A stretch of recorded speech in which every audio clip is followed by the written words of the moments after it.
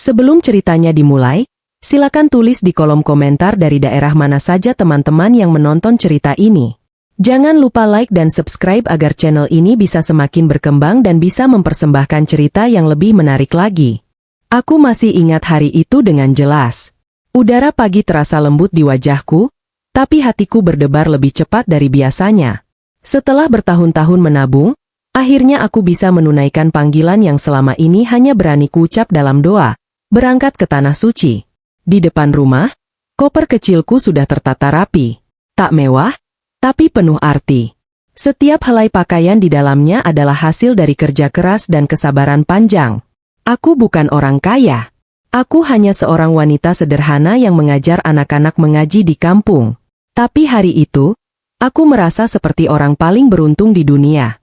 "Bu, nanti jangan lupa kabari kalau sudah sampai di bandara ya," kata anakku, sambil membantu mengangkat koper. Aku tersenyum. "Iya, Nak.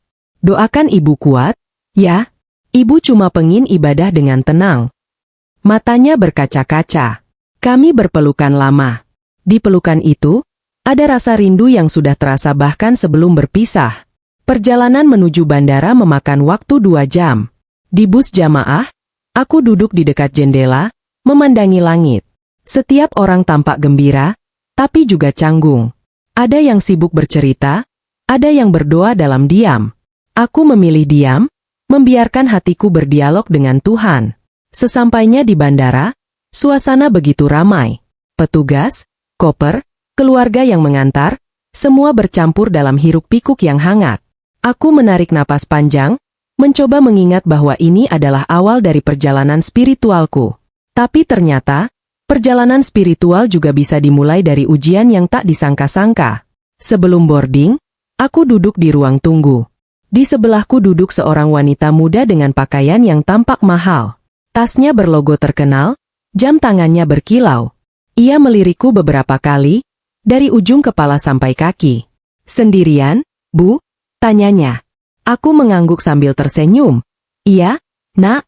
Saya bergabung dengan rombongan KBIH, tapi belum ketemu yang lain." "Oh, saya kira dari kampung mana gitu," katanya dengan nada yang membuat senyumku kaku seketika. Aku hanya mengangguk pelan. Tak ingin memperpanjang. Tapi matanya terus memperhatikan pakaianku. Gamis polos warna krem, kerudung ungu muda yang sudah kusetrika rapi dari rumah, dan sepatu sederhana yang kubeli di pasar Minggu. Ketika panggilan masuk pesawat terdengar, aku berdiri perlahan sambil memanggul tas kecil. Wanita itu berjalan di depan dengan langkah mantap, menatap tiketnya lalu memandang ke arahku. "Ekonomi ya, Bu?" katanya tanpa senyum. Aku tersenyum kecil. "Iya, sama seperti jemaah lain." Dia menatapku singkat, lalu menjawab sinis, "Wajar sih, yang penting sampai." Kata-katanya menampar pelan, tapi aku tetap berusaha tersenyum. Dalam hati aku berdoa, "Ya Allah, kuatkan hatiku untuk tidak membalas." Kami duduk bersebelahan di pesawat. Dari awal, aku sudah bisa menebak kalau perjalanan ini tidak akan tenang. Saat pramugari lewat menawarkan minuman, wanita itu menolak dengan nada tinggi, seolah ingin semua orang tahu dirinya terbiasa dilayani dengan cara berbeda. "Aduh, pesawatnya sempit banget ya," katanya sambil mendesah. Aku menatapnya sejenak dan menjawab lembut, "Yang penting kita sampai dengan selamat, Nak." Dia menatapku dingin, lalu mengalihkan pandangan ke jendela. Selama perjalanan, aku memilih membaca doa dan berzikir. Setiap kali pesawat bergetar karena turbulensi, aku genggam tasbih kecil pemberian suamiku dulu, sebelum beliau meninggal dunia. Itu tasbih yang sama yang selalu kubawa mengaji bersama anak-anak di kampung. Wanita di sebelahku tampak gelisah, lalu berkata pelan tapi cukup keras untuk kudengar. "Pantesan orang kayak gini hidupnya susah terus, pikirannya pasrah mulu." Aku menelan ludah. Ingin menjawab, tapi suara hatiku lebih kuat dari bibirku. "Biarlah, Aisyah, kau tidak datang ke sini untuk berdebat. Kau datang untuk bersyukur." Sesekali, aku memandangi awan di luar jendela. Bentuknya lembut dan indah, seolah Tuhan sedang menghapuskan jarak antara bumi dan langit. Air mataku menetes diam-diam. Aku sadar, inilah perjalanan yang selalu kunanti, bukan sekadar fisik menuju Mekah, tapi juga hati menuju ketenangan. Ketika pesawat mulai menurunkan ketinggian, wanita itu sibuk merapikan make-up-nya. Semoga hotelnya bagus, saya gak bisa tidur kalau kamarnya sempit, gumamnya. Aku hanya tersenyum. Aku tahu, setiap orang punya cara sendiri dalam menikmati perjalanan ini. Tapi dalam hati aku berbisik, yang penting, aku ingin sampai dan sujud di hadapan Ka'bah. Itu saja sudah cukup. Sesampainya di Bandara Jeddah, suasana begitu haru. Banyak jamaah menangis saat pertama kali menginjak tanah suci. Aku pun ikut terisak. Sementara wanita di sebelahku sibuk memeriksa koneksi Wi-Fi dan memotret dirinya di depan gerbang kedatangan. Kami menuju area imigrasi. Saat petugas memanggil nama-nama jamaah, tiba-tiba seorang petugas senior mendekat dan menatapku ramah. "Assalamualaikum, Bu Aisyah Rahmah. Selamat datang di Tanah Suci. Kami sudah menyiapkan pendamping dari Yayasan Haji Indonesia," katanya sopan. Aku sempat tertegun. Wanita di sebelahku spontan menoleh dengan wajah kaget. "Yayasan Haji Indonesia?" Ulangnya, seolah tak percaya. Aku hanya tersenyum kecil. "Iya, saya kebetulan membantu sebagai relawan di sana." Petugas itu menunduk hormat, lalu mempersilakan aku berjalan lebih dulu. Aku sempat menoleh pada wanita itu, mengucap pelan, "Silakan duluan, Nak." Namun ia malah terdiam, matanya penuh tanda tanya. Di bus menuju hotel, aku duduk di kursi belakang bersama beberapa jamaah lansia. Aku membantu mereka memasang sabuk pengaman, menenangkan yang panik, dan membagikan air minum. Seorang nenek menggenggam tanganku erat-erat sambil berbisik, "Kamu baik sekali, Nak. Semoga Allah mudahkan hajimu." Aku mengangguk, menahan haru. Sementara itu, wanita yang tadi menghina hanya duduk menatap keluar jendela, mungkin masih memikirkan apa yang baru saja terjadi. Dalam hatiku, aku berharap dia belajar sesuatu. Tapi kalaupun tidak, aku tetap ingin menjaga niat. Perjalanan ini bukan tentang siapa lebih kaya, tapi siapa yang paling ikhlas. Malam pertama di Mekah, aku sujud lama. Air mataku jatuh di sajadah. Aku berdoa dalam hati, "Ya Allah, terima kasih Kau undang aku. Kalaupun di sini ada yang menghina, biarlah jadi penghapus dosaku." Di luar kamar, suara adzan Isya bergema lembut. Aku memejamkan mata. Rasanya seperti dipeluk langit. Dan sejak malam itu, aku mulai mengerti, mungkin, setiap langkah di Tanah Suci bukan hanya tentang menuju Ka'bah, tapi juga tentang menaklukkan ego. Tentang belajar memaafkan sebelum disakiti, dan bersyukur bahkan ketika direndahkan. Aku tak tahu, bahwa perempuan yang menatapku sinis di pesawat tadi, akan segera menjadi bagian dari kisah besar yang takkan pernah kulupakan. Bus yang membawa rombongan kami melaju pelan di antara gedung-gedung tinggi kota Mekah. Dari balik jendela, aku bisa melihat cahaya lampu kota yang seolah berpendar lembut di langit malam. Rasanya seperti mimpi. Setelah puluhan tahun menabung, aku akhirnya benar-benar sampai di sini, di tanah yang setiap detiknya mengajarkan arti syukur. Wanita di sebelahku, yang sejak tadi tak banyak bicara, sibuk memotret pemandangan dengan ponselnya. Setiap kali bus berhenti, ia buru-buru membuka jendela, lalu berkata dengan nada bangga, "Lihat deh, tempatnya bagus banget. Aku harus upload ini, biar teman-teman tahu aku udah di Mekah." Aku tersenyum kecil, tidak ingin menanggapi. Setiap orang punya cara sendiri dalam menikmati momen suci. Tapi di hatiku aku berdoa, semoga ia benar-benar merasakan makna perjalanan ini, bukan hanya kemewahan tempatnya. Sesampainya di hotel, panitia membagikan kunci kamar. Aku sekamar dengan dua ibu lansia yang lembut dan penuh kasih. Mereka memelukku seperti anak sendiri. "Alhamdulillah, Nak, ketemu sama orang baik. Kalau bukan kamu, siapa lagi yang bantu ibu-ibu kayak kami bawa koper?" kata salah satu dari mereka. Aku tertawa kecil. "Kita semua sama, Bu. Sama-sama tamu Allah. Gak ada yang lebih tinggi, gak ada yang lebih rendah." Sementara itu, wanita sombong yang sempat duduk di sebelahku tadi tampak kesal karena kamarnya tidak sesuai harapan. Ia mengeluh pada petugas. "Saya pesan kamar single, bukan bertiga begini. Gimana sih manajemennya? Saya bayar mahal loh." Petugas mencoba menenangkan, menjelaskan bahwa semua jamaah mendapat perlakuan sama. Tapi ia tetap bersungut-sungut hingga membuat orang di sekitar risih. Aku hanya menatap dari jauh. Dalam hati, aku mengingat doa sebelum berangkat. Ya Allah, jadikan aku kuat menghadapi ujian apapun, termasuk ujian hati. Malam pertama di Mekah, aku tak bisa tidur. Dari jendela kamar, terlihat menara Masjidil Haram yang bersinar megah. Air mataku menetes tanpa sadar. Sebentar lagi aku akan melihat Ka'bah. Batinku lirih. Aku mengambil sajadah, lalu berdoa lama. Tak terasa, azan subuh pun berkumandang, menggema lembut di antara dinding hotel. Kami bersiap menuju Masjidil Haram. Aku membantu kedua ibu lansia mengenakan sandal dan jilbab mereka. Di lobi, wanita sombong itu berdiri dengan wajah kesal.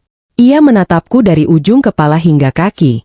Bu, bajunya itu, kok kayaknya terlalu sederhana buat ke Masjidil Haram, katanya tiba-tiba. Aku tersenyum. Yang penting bersih, Nak. Allah gak lihat pakaian kita, tapi niat di hati. Ia mendengus pelan, lalu melangkah cepat ke depan rombongan. Sepanjang jalan menuju masjid, aku terus mengucap zikir. Setiap langkah rasanya seperti hadiah dari Tuhan.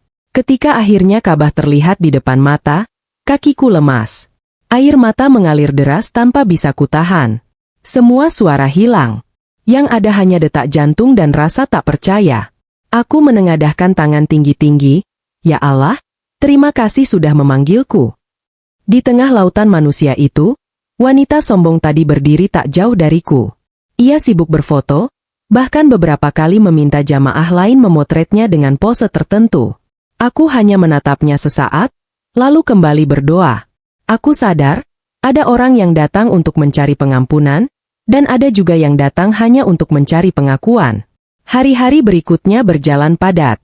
Kami melakukan tawaf, sa'i, dan salat berjamaah di Masjidil Haram. Aku menikmati setiap detik. Meski tubuhku lelah, hatiku terasa ringan. Tapi setiap kali aku dan wanita itu berada di tempat yang sama, selalu ada tatapan sinis atau komentar menusuk darinya. Suatu sore, saat menunggu giliran naik bus ke Arafah, ia mendekat padaku dan berkata dengan nada pelan tapi tajam. Saya gak habis pikir, Bu, bisa-bisanya orang dengan pakaian kayak ibu ini dapat undangan resmi dari Yayasan Haji. Emang ibu siapa sih? Aku menatapnya lembut. Saya bukan siapa-siapa, Nak. Saya cuma orang yang ingin ibadah dengan tenang. Ia mendengus. Iya, bilang aja gak mau ngaku. Aku menarik napas panjang. Aku tidak marah. Aku tahu, kadang orang bicara bukan karena benci, tapi karena hatinya kosong. Mungkin dia tidak pernah belajar melihat orang lewat kebaikan. Di perjalanan menuju Arafah, udara terasa panas. Banyak jamaah kelelahan. Aku membantu membagikan air dan tisu basah pada mereka. Wanita itu duduk di dekat jendela sambil terus mengeluh. Kenapa gak ada AC tambahan sih? Panas banget. Aku berusaha tersenyum, lalu memberinya sebotol air. Minum dulu, Nak. Panasnya bagian dari ujian juga. Ia menatapku aneh, seolah tak percaya aku masih bisa ramah padanya. Malamnya, di tenda Arafah, aku melihatnya duduk sendirian. Wajahnya terlihat lelah. Aku mendekat dan menawarkan teh hangat. Minum dulu, biar gak pusing, kataku. Ia diam beberapa detik, lalu mengambil cangkir itu tanpa menatapku. Makasih, katanya singkat. Aku tersenyum. Gak usah sungkan. Kita semua saudara di sini. Beberapa jam kemudian, saat jamaah mulai beristirahat, ia berbicara pelan. Bu, saya cuma mau bilang, saya kira ibu itu cuma orang biasa. Tapi kok semua orang hormat banget ya sama ibu? Aku tersenyum lagi, kali ini lebih lembut. Mungkin karena saya sering bantu mereka. Di sini gak ada yang penting. Nak, selain saling tolong. Dia menunduk, menatap tangannya sendiri. Untuk pertama kalinya sejak perjalanan dimulai, nada bicaranya tidak lagi sombong. Pagi harinya, kami bersiap menuju Muzdalifah. Di tengah keramaian, petugas memanggil beberapa nama. Tiba-tiba, aku mendengar namaku disebut dengan hormat oleh seorang pengurus rombongan besar. Mohon izin, Bu Aisyah, Anda diminta hadir di pertemuan donatur Yayasan Haji Indonesia malam ini. Kami akan antar langsung. Beberapa jamaah menatapku dengan terkejut.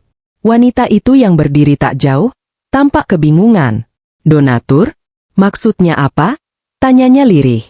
Aku hanya menjawab singkat, nanti juga tahu, nak. Sekarang fokus ibadah dulu.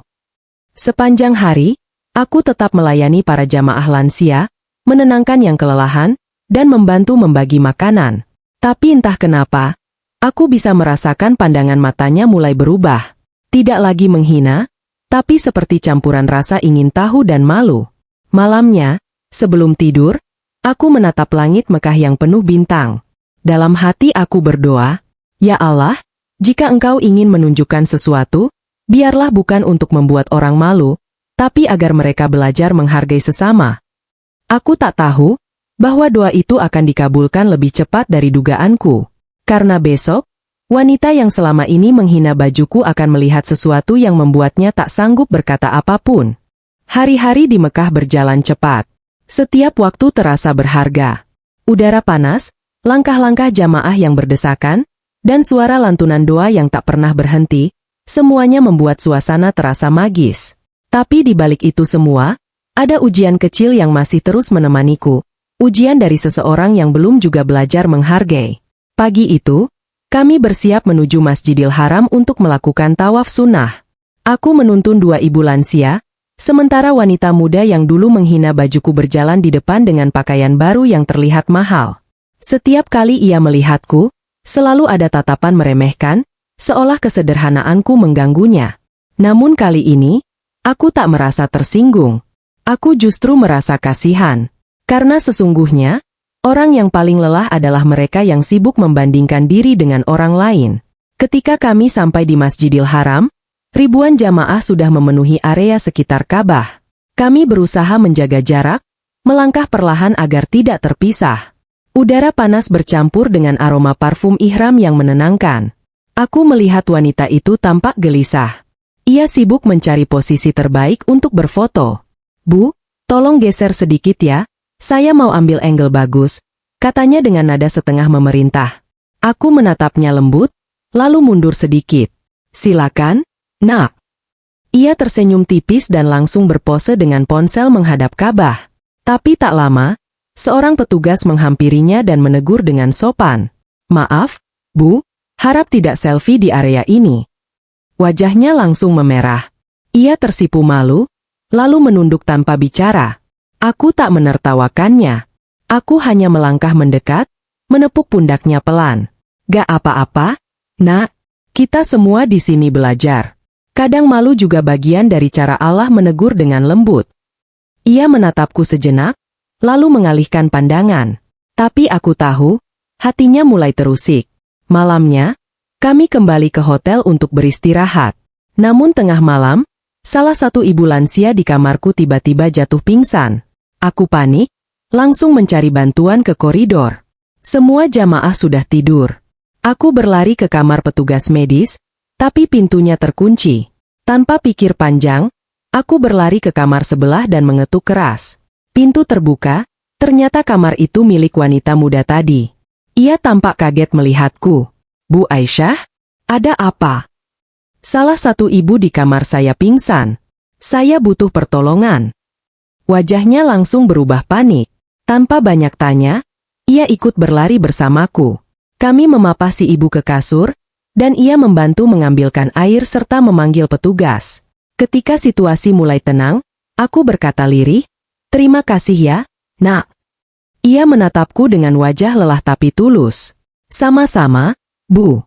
Saya gak nyangka ibu bisa setenang ini di saat panik." Aku tersenyum, karena kalau kita panik, orang lain gak akan dapat ketenangan. Sejak malam itu, entah kenapa, sikapnya mulai melunak. Beberapa hari kemudian, kami berangkat ke Madinah untuk melanjutkan ibadah.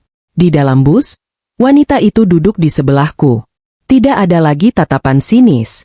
Justru kini ia banyak diam, sesekali menatap keluar jendela dengan pandangan kosong.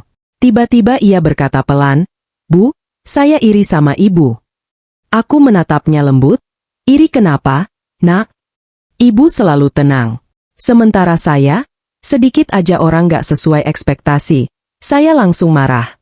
Kayak ada api dalam diri saya yang susah padam." Aku tersenyum, Mungkin karena ibu belajar terlalu sering dimarahi kehidupan. Kalau sudah sering jatuh, akhirnya kita belajar menenangkan diri, bukan membela diri. Ia terdiam. Dari matanya, terlihat benih kesadaran mulai tumbuh. Sesampainya di Madinah, suasana begitu damai. Angin terasa lebih lembut, udara lebih sejuk. Kami menginap di hotel dekat Masjid Nabawi. Setiap kali azan berkumandang, hati ini seperti dipanggil langsung oleh Rasulullah. Aku melihat wanita itu berdiri lama di depan masjid, menatap ke arah kubah hijau yang indah. Tiba-tiba ia meneteskan air mata. Bu, saya baru sadar. Selama ini saya sombong. Saya pikir orang seperti ibu gak mungkin punya peran besar. Tapi justru saya yang kecil. Aku tersenyum, menepuk pundaknya. Tidak ada yang kecil di mata Allah, nak. Kadang yang paling sederhana justru yang paling berharga. Kami masuk ke Masjid Nabawi bersama-sama. Di sana, ia berdoa lama sekali. Ketika keluar, matanya sembab. Saya merasa malu, Bu. Saya bahkan gak tahu kenapa dulu saya hina ibu. Aku menjawab pelan, kalau kita menyesal, itu tanda Allah masih sayang. Ia menatapku, dan untuk pertama kalinya, senyumnya tulus. Hari berikutnya, aku diundang menghadiri acara khusus Yayasan Haji Indonesia di salah satu ruang VIP Masjid Nabawi. Aku hampir menolak karena tidak ingin membuat jarak dengan jamaah lain, tapi panitia bersikeras. Wanita itu ikut ke masjid bersama rombongan, tanpa tahu bahwa acara yang ia hadiri ternyata melibatkan namaku. Ketika kami tiba di area VIP, seorang petugas berdiri sambil mengumumkan. Kami ucapkan selamat datang kepada donatur utama dan pengurus Yayasan Haji Indonesia, Ibu Hajah Aisyah Rahmah. Semua kepala menoleh, termasuk dirinya. Ia tampak terpaku, bibirnya terbuka, tapi tak ada suara keluar. Aku melangkah maju pelan, menunduk sopan pada petugas. Suasana mendadak hening. Ia hanya bisa menatapku tanpa kata. Aku menghampirinya dan berkata lembut, "Ayo, duduk bareng saya." Ia tergagap, "Bu, jadi selama ini ibu?" Aku menggeleng pelan, "Saya cuma hamba Allah yang masih belajar. Jabatan dan kehormatan gak penting kalau gak bisa menenangkan hati." Air matanya jatuh. Ia menunduk dalam, menutup wajah dengan tangan. Acara berjalan dengan hikmat. Dalam hati aku bersyukur, bukan karena orang tahu siapa aku, tapi karena Allah memilih waktu yang tepat untuk membuka mata seseorang tanpa harus mempermalukannya. Setelah acara selesai, ia mendekat lagi padaku. "Bu, saya benar-benar malu. Saya sudah salah menilai ibu dari luar. Maafkan saya." Aku menggenggam tangannya hangat. "Saya sudah maafkan sejak pertama kali kamu bicara kasar. Karena mungkin Allah memang ingin mempertemukan kita agar saling belajar." Ia terisak pelan, "Saya janji, Bu. Saya gak akan sombong lagi. Saya pengin jadi kayak ibu. Tenang, sabar, gak membalas kejahatan dengan kebencian." Aku menatapnya lembut. "Kalau kamu benar-benar ingin berubah, cukup mulai dari satu hal. Jangan pernah remehkan orang lain lagi. Karena kita gak pernah tahu siapa yang sedang Allah muliakan." Malam itu, di kamar hotel, aku menulis di buku kecilku. Kesabaran bukan berarti diam tanpa rasa, tapi memilih untuk tenang di tengah badai, karena percaya Allah tahu waktu terbaik untuk menjawab segalanya. Aku menutup buku itu dengan senyum. Mungkin beginilah cara Tuhan bekerja, tidak dengan keajaiban besar, tapi lewat kejadian kecil yang menyentuh hati. Dan aku tahu, perjalanan ini belum selesai. Karena besok, akan ada kejadian yang membuat seluruh rombongan menyaksikan betapa kuasa Allah bisa membalikan keadaan hanya dalam sekejap. Hari itu cuacanya terik, tapi angin gurun membawa aroma damai yang sulit dijelaskan. Suara lantunan doa menggema dari berbagai arah, membuat hati terasa tenang sekaligus bergetar. Setelah beberapa minggu menjalani ibadah bersama rombongan, aku pikir semua sudah berjalan baik. Tapi rupanya, Allah masih menyiapkan satu pelajaran terakhir. Bukan untukku, tapi untuk seseorang yang pernah merendahkanku. Kami dijadwalkan menghadiri acara syukuran dan doa bersama di area khusus jamaah VIP Masjidil Haram.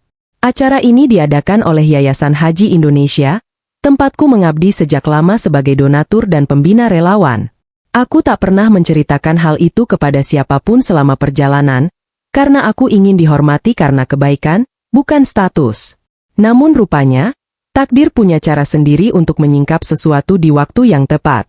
Pagi itu, semua jamaah berkumpul di lobi hotel.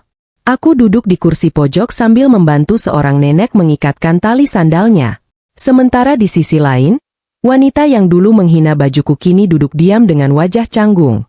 Tak ada lagi komentar sinis, tak ada pandangan sombong. Hanya keheningan yang menunjukkan bahwa hatinya mulai berubah. Ketika bus datang, petugas menyebutkan nama-nama tamu yang diundang ke area VIP.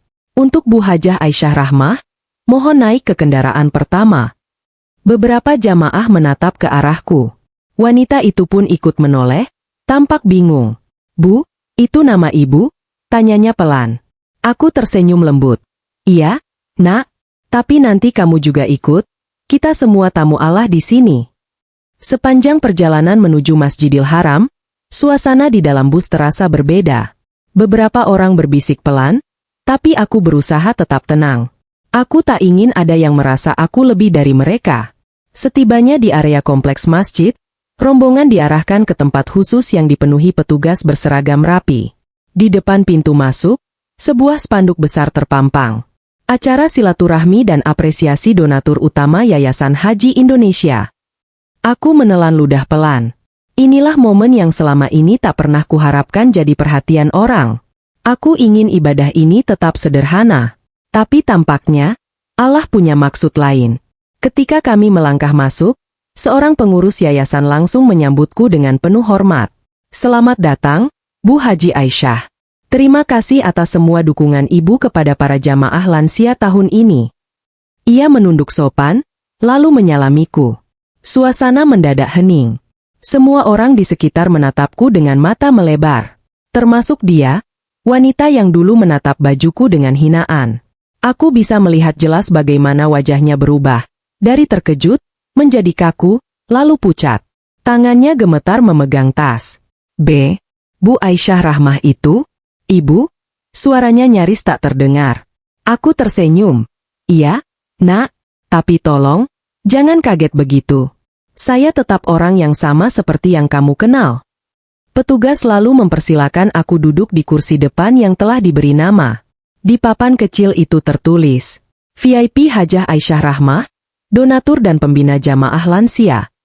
Beberapa jamaah menatapku kagum, ada yang meneteskan air mata, bahkan beberapa petugas menyalami tanganku dengan penuh hormat. Tapi aku menunduk, berusaha tetap rendah hati. Karena aku tahu, semua ini bukan untuk dipamerkan, melainkan untuk jadi pelajaran. Wanita itu berdiri di belakang, menunduk. Air matanya menetes pelan. Saat acara doa dimulai, ia tiba-tiba berjalan pelan ke arahku, lalu berlutut di samping kursiku. Bu, saya minta maaf, katanya dengan suara bergetar. Saya sudah menghina ibu. Saya merasa sangat malu. Aku menatapnya lembut, menggenggam tangannya. Nak, tolong berdiri. Kamu gak perlu berlutut.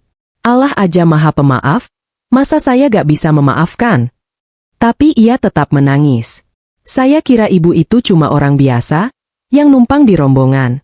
Saya gak tahu kalau ibu orang yang sebesar ini.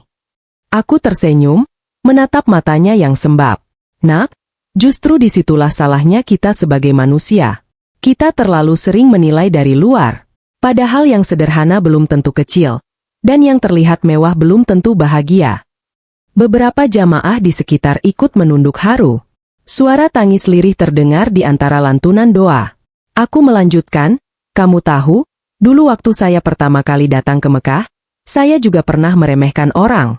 Tapi Allah menegur saya lewat cara yang lembut. Dan sekarang, mungkin giliran kamu yang belajar lewat kejadian ini. Ia mengangguk sambil menutup wajahnya dengan tangan. Terima kasih, Bu. Terima kasih udah gak marah. Acara berlanjut dengan pembacaan doa dan sambutan. Saat mikrofon diberikan kepadaku untuk berbicara, aku berdiri pelan. Suasana ruangan hening. Semua mata tertuju padaku. Dengan suara tenang aku berkata, Bapak Ibu yang saya hormati, perjalanan haji bukan hanya tentang menunaikan rukun Islam. Ini juga tentang perjalanan hati. Tentang bagaimana kita belajar menjadi hamba yang rendah hati, saling menolong, dan tidak menilai seseorang dari pakaian atau penampilan luar. Aku berhenti sejenak, menatap jamaah satu persatu. Lalu kulanjutkan. Karena siapapun kita, saat mengenakan ihram, semua gelar, jabatan, dan kekayaan ditanggalkan. Yang tersisa hanya hati. Dan hati yang ikhlas adalah pakaian terbaik di hadapan Allah. Ruangan menjadi hening. Beberapa jamaah menunduk, menyeka air mata. Termasuk wanita itu. Setelah acara selesai, banyak jamaah datang menyalamiku. Tapi aku hanya berkata pada mereka, jangan hormati saya karena jabatan. Hormatilah karena kita sama-sama tamu Allah. Sore harinya, ketika semua rombongan kembali ke hotel, wanita itu menghampiriku di lobi. Ia membawa setangkai mawar kecil yang ia beli di luar masjid. Bu, ini buat ibu. Saya tahu nilainya kecil, tapi saya tulus. Aku menerimanya dengan senyum hangat. Yang penting bukan mahalnya, tapi niatnya. Dan niatmu baik, itu sudah lebih dari cukup. Ia menatapku lama, lalu berkata pelan, Ibu, boleh saya panggil ibu guru? Aku tertawa kecil. Tentu boleh. Tapi sebenarnya, yang ngajarin kamu bukan saya, Nak. Yang ngajarin kita semua adalah Allah. Malam itu, di kamar, aku duduk menatap langit dari jendela. Lampu-lampu Masjidil Haram berpendar lembut. Aku teringat semua perjalanan panjang ini, dari hinaan di pesawat, ejekan di bandara, sampai akhirnya Allah menampakkan kebenaran dengan cara yang tak terduga. Aku berbisik lirih. Terima kasih, ya Allah. Engkau tunjukkan bahwa kemuliaan sejati bukan di mata manusia, tapi di mata MU. Hari terakhir di Tanah Suci selalu terasa berbeda. Udara pagi itu lebih lembut dari biasanya, seolah langit Mekah pun tahu bahwa waktuku di sini akan segera berakhir. Suara adzan subuh bergema, menggema lembut hingga ke jantung. Aku berdiri di balkon hotel, menatap menara Masjidil Haram yang menjulang indah. Setiap pancaran cahaya dari sana terasa seperti panggilan untuk pulang dengan hati yang baru. Pagi itu, aku berniat melakukan tawaf perpisahan. Hatiku penuh haru. Setiap langkah menuju Ka'bah terasa berat, bukan karena lelah, tapi karena aku tahu, mungkin inilah terakhir kalinya aku menatap rumah Allah secara langsung. Di sisi lain, aku melihat wanita itu berjalan di belakangku, wanita yang dulu menghina bajuku. Kini langkahnya lebih pelan, wajahnya berubah lembut, dan matanya penuh air mata.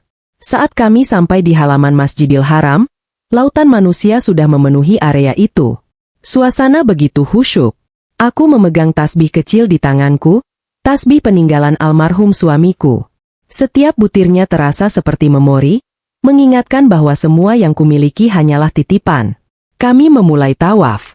7 kali mengelilingi Ka'bah dengan hati yang bergetar.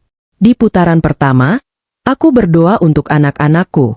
Di putaran kedua, untuk orang-orang yang pernah menyakitiku. Di putaran ketiga, untuk wanita itu, semoga Allah lembutkan hatinya. Di putaran keempat, aku merasa tubuhku lemah. Panas begitu terasa. Tapi entah dari mana, seseorang memegang lenganku dengan lembut. Saat kutoleh, ternyata dia, wanita itu. Bu, izinkan saya bantu, katanya pelan. Aku tersenyum. Terima kasih, Nak. Dulu saya yang bantu kamu. Sekarang kamu gantian bantu saya. Ia menunduk, menahan air mata. Saya ingin menebus rasa malu saya, Bu. Biar sedikit saja. Sepanjang tawaf, dia menggenggam tanganku erat. Tak ada lagi jarak di antara kami. Yang ada hanya 2 manusia yang sama-sama belajar. Satu tentang sabar, satu tentang rendah hati. Setelah selesai tawaf, kami duduk di halaman masjid. Matahari mulai naik perlahan. Aku menatap Ka'bah lama sekali. Setiap batu hitam di dindingnya seperti berbicara tentang ketulusan, tentang keikhlasan, tentang bagaimana manusia sering terlalu sibuk melihat luar tanpa menyentuh dalam. Bu, katanya tiba-tiba, suaranya bergetar, saya mau cerita sesuatu. Aku menatapnya lembut. Apa, Nak? Ibu tahu gak? Selama ini hidup saya penuh tekanan. Saya tumbuh di keluarga yang mengajarkan kalau nilai seseorang ada di harta. Dari kecil, saya diajari kalau yang punya banyak itu pasti lebih dihormati. Saya bawa kebiasaan itu sampai dewasa, sampai akhirnya saya ketemu ibu. Aku terdiam. Ia melanjutkan, awalnya saya malu lihat ibu pakai baju sederhana. Saya pikir, orang seperti ibu gak akan dihormati. Tapi ternyata, justru ibu yang dihormati semua orang. Bahkan orang-orang yang gak kenal ibu pun menunduk waktu ibu lewat. Waktu tahu siapa ibu sebenarnya. Saya merasa kecil banget, Bu. Tapi yang paling saya kagumi, ibu gak marah sama saya. Aku menatapnya lembut. Nak, justru karena saya pernah jadi kamu. Dulu saya juga suka menilai orang dari luar. Tapi Allah kasih pelajaran lewat kehilangan. Dari situ saya belajar, yang indah itu bukan kain yang dipakai, tapi hati yang sabar. Ia menunduk lama, lalu mencium tanganku. Air matanya menetes di punggung tanganku yang keriput. Bu, saya janji. Saya akan pulang dengan hati baru. Saya pengin belajar jadi orang sederhana tapi tulus kayak ibu. Aku tersenyum, menepuk bahunya. Kalau kamu udah punya niat itu, berarti Allah sudah pilih kamu untuk berubah. Jangan sia-siakan. Setelah salat, kami keluar masjid dan duduk di pinggir jalan dekat toko kecil yang menjual air zam-zam. Aku membeli 2 botol. 1 ku minum, 1 ku berikan padanya. Minum, Nak. Ini bukan cuma air, ini doa yang turun dari langit. Ia tersenyum sambil menerima botol itu. Terima kasih, Bu. Kalau boleh tahu, ibu pakai uang dari mana buat bantu orang-orang sebanyak itu? Aku tertawa kecil. Rezeki itu bukan cuma dari uang, Nak. Kadang dari doa orang yang kita bantu.